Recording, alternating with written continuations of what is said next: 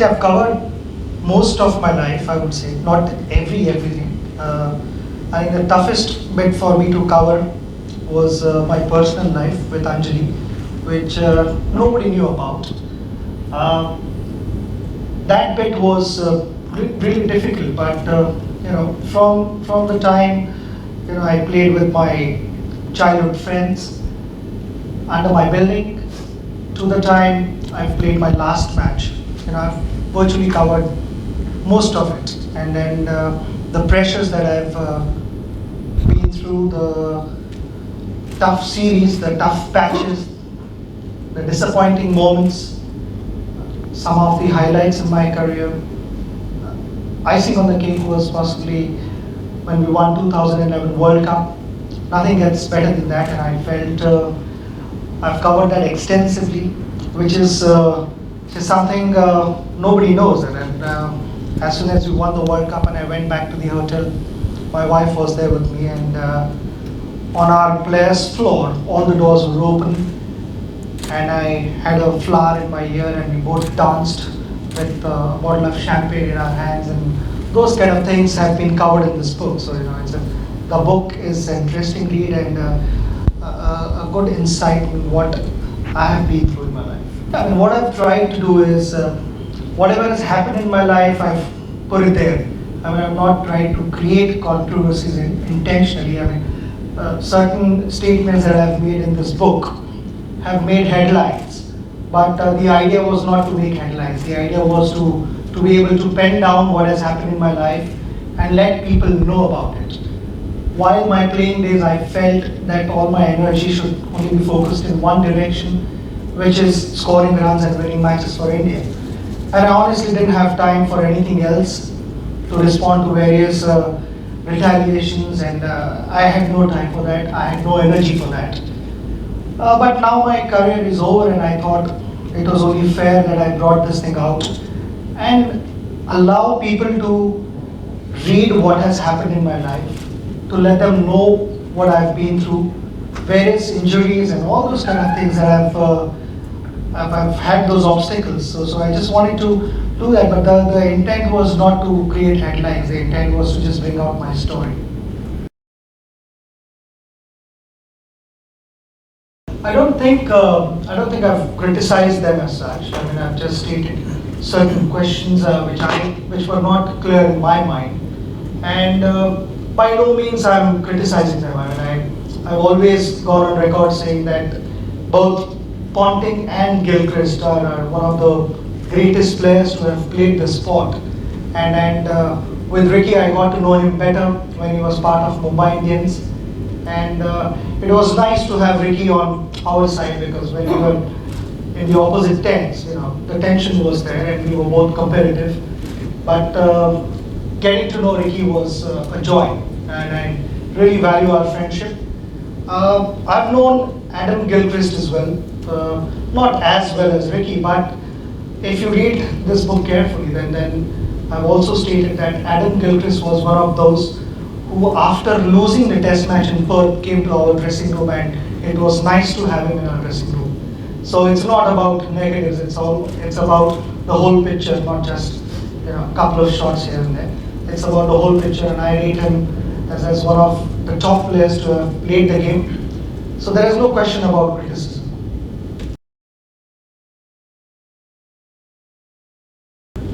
I think even for Test cricket we had some decent crowd, and somebody who's interested in Test cricket is not going to get satisfaction out of playing just T20. So it's also up to an individual.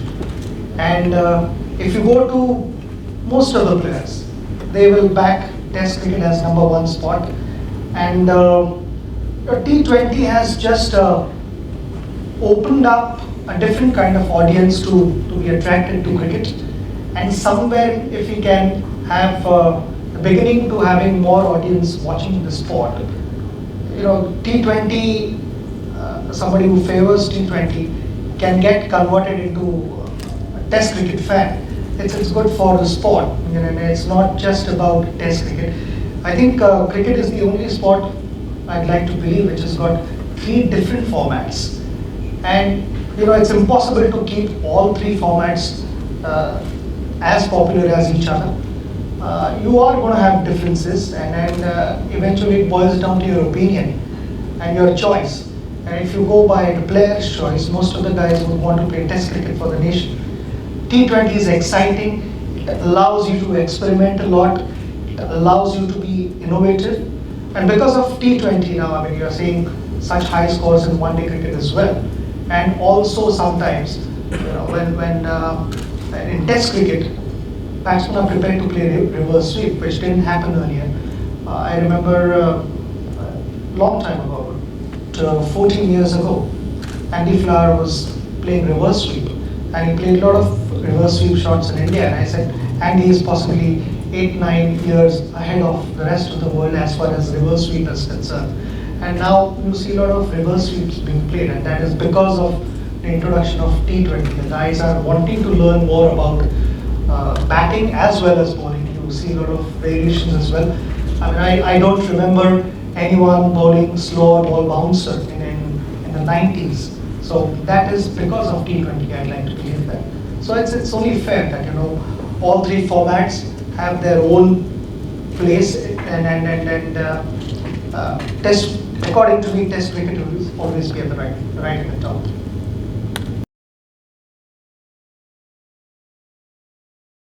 Well, I grew up watching cricket being played in England, and such wonderful moments. I mean, the reason that I wanted to start playing cricket with season ball was 1983 World Cup, and at this venue itself, and the first 100 in my life, international 100, also took place in England at Old Trafford, which was a big moment for me because earlier in New Zealand I missed my 100, and when I was batting in the 80s and 90s, I constantly kept thinking about that.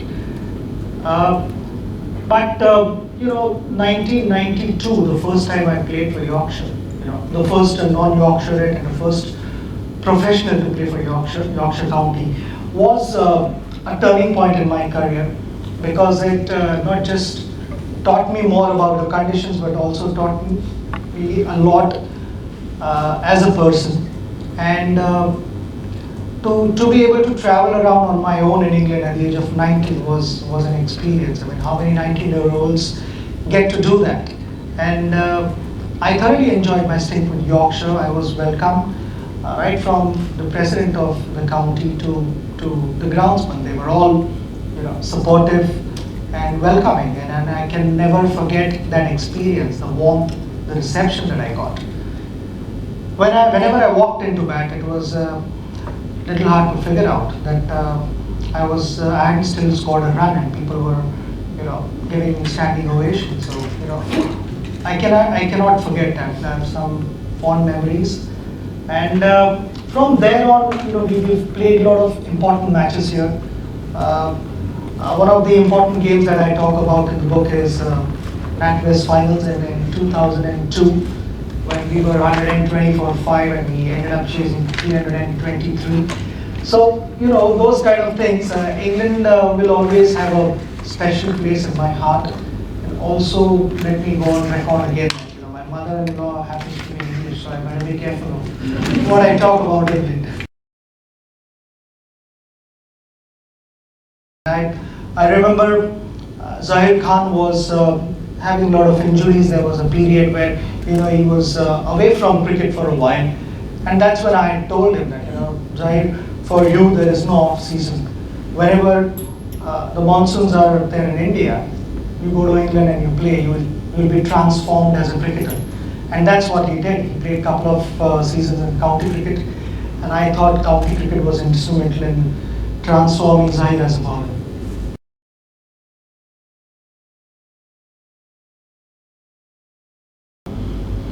Well, since I've retired, I've not been following cricket as closely as one would wish, and I only kept reading a couple of things here and there. But to go into details, I really don't know what transpired to make them take this decision. It's definitely not good for cricket. But again, if I speak any further on this topic, then it would be unwise, because I really don't know what the West Indian players were discussing with their board. and what the Indian board has told West Indian board. So I really don't know. So it would be unwise to get into details and make a big statement on that.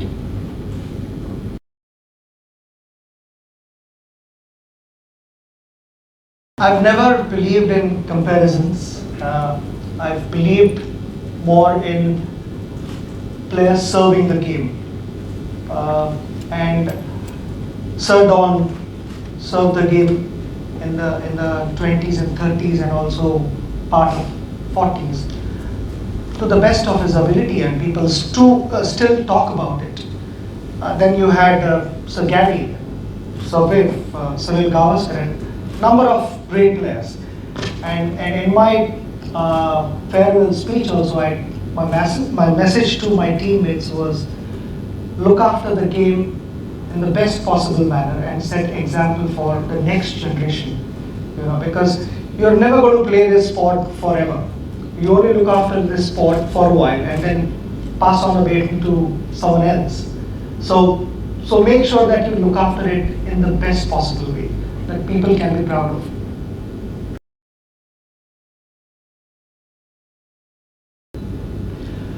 Uh, I think certain things should stay in the dressing room. I have written a couple of things. My experiences when people spoke about Multan test match in Pakistan, and I just wanted to speak my side of the story. Nobody knew exactly what had happened, and there was this huge controversy and also a rumor that Rahul and I have gotten into a big fight and we don't see eye to eye.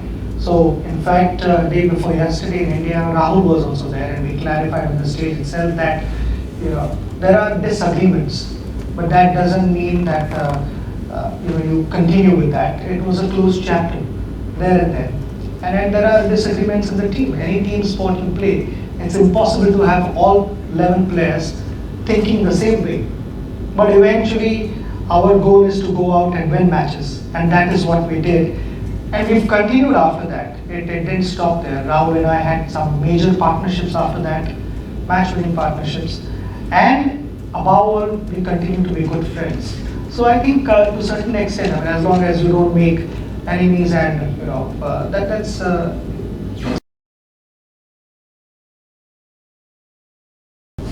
no, I don't think so. Politics is not an option for me. I'm a sportsman and sportsman forever. I don't see myself going in that direction. But you talk about the work that I've been wanting to do. I've already given one proposal some time ago to the government. And recently also, I met the Honorable Prime Minister of India and shared my vision with him. And he was extremely receptive. And immediately I also met his team after that.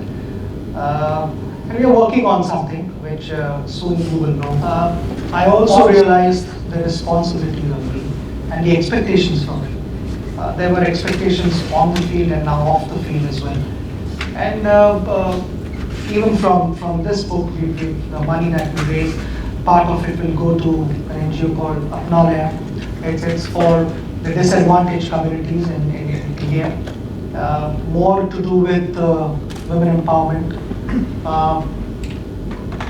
allowing them an opportunity to realize their dreams. It's important to dream and dream big, and then to provide them the platform to achieve what they want to be in life.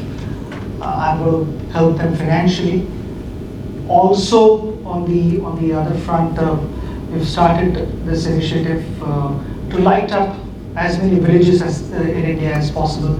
It's called Spreading Happiness India Foundation, where there are a number of villages where there is no electricity, and post sunset there is darkness in their house. So we've decided to light up their houses and light up the entire nation. And it's an effort where a lot of support from all directions is required. A lot of financial help would be required for that. And the vision is to light up the entire nation.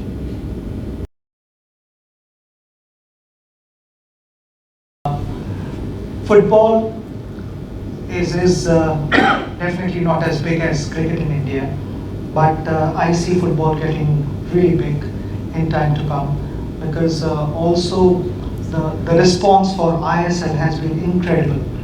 Yesterday was another proof where I was asked a couple of questions and I couldn't really compare because the crowd was so loud, and then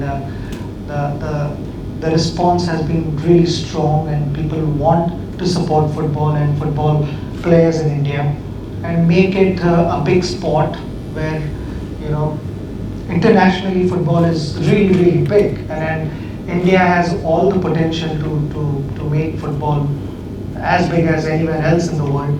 But it's not going to happen overnight. It's going to require a mega effort from all directions, and that's what we are trying to do and support all the football players and give them a platform to realize their dreams. There's nothing better than, you know, if you score a goal or you play good football and the entire world is appreciating your talent. It's a great tonic for any sportsman, and that's what we want to do.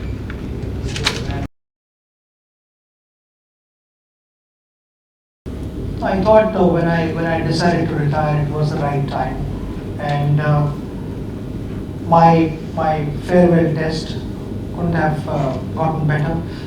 It was something which you know any individual cannot plan. You know, you can't force people to come and support and cry for you, feel bad for you. You know, that comes from the heart, and that's what happened for me. So I don't think you know, after my retirement I've thought much about cricket or missed cricket. The only match again I played was at Lord's on the 5th of July. Other than that, I haven't played cricket at all. But after that, I felt my life would be, you know, more relaxed and I'd have more time at home. But that's not the case. I mean, it's been hectic, even more hectic, I would say, because at least when I was playing cricket, everyone knew that I should not be disturbed. And I'd be only focused on cricket, not on doing various commercials and appearances. But now somehow the bat has been taken away from me, and you know, all the other things have started happening in my life, which is also interesting. Something which I didn't do as frequently during my cricketing years. But I'm enjoying life. There are no complaints at all.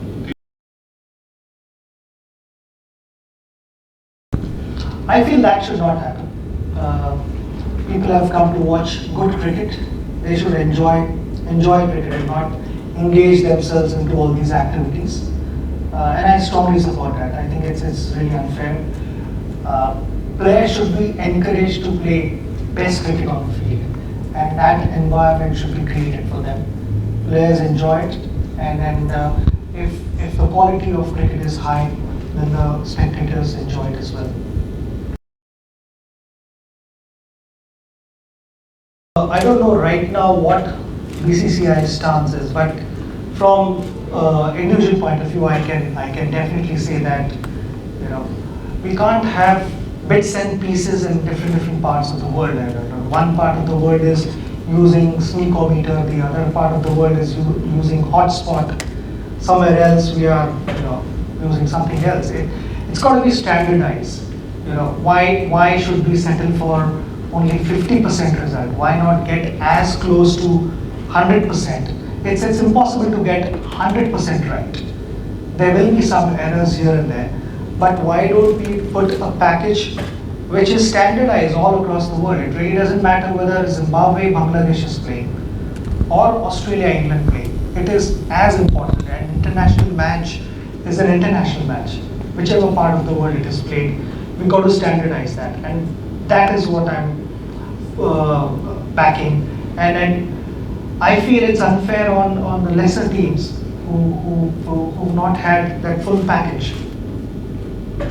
So we can definitely use the technology as long as it's standardized.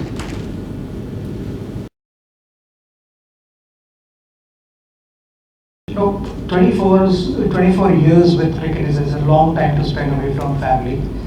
And I feel players are approachable to me and I am approachable to them. So we've been discussing over the phone on various issues, and there were few players who also ended up coming to Mumbai to work with me.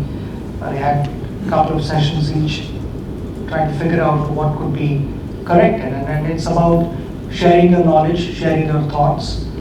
And that's what I've been doing. I mean, I don't think I need a post to be able to pass on that message. And it's been the response that I've always received from the players has been special because they respect me, and the respect is mutual. And then whatever I say, they listen to me, and then there is a healthy discussion of that. I mean, it's not that whatever I say is the final word. You know, it's nice to talk cricket and understand what is the meeting point, what is one particular thing that makes a player feel comfortable in the middle, and it's all about finding that solution, because I believe cricket is important as far as technique is concerned, but even more so if you are able to make adjustments in the middle. You know, that spontaneity is important. So I'm just sharing my views, my thoughts with them. And as long as I'm able to do that, it really doesn't matter whether I'm the official coach of a team or not. You know, that phone call is important to me.